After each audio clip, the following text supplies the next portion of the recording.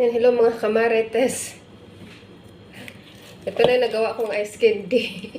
Ayan yan sa mga bote na, sa mga botelya ko nilagay. Pero kasi, dito kasi wala mga plastic na mga ice candy. Ayan. Pag sinong gustong kakain, siyempre ano ito, pitpitin lang ganito. Tapos buksan.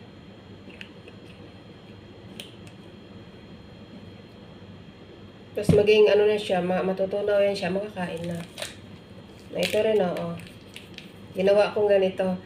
Ano yung kaibigan ng amo ko, may nagbibenta ng mga ice candy, iba't ibang flavor. May mga pomegranate, may mga avocado, may mga mango, melon. Pero mas maliit kaysa ganito. Yung noon, dami-dami naming binibili noon. Pero ngayon, iwan ko kung wala na yata, nag-stop na.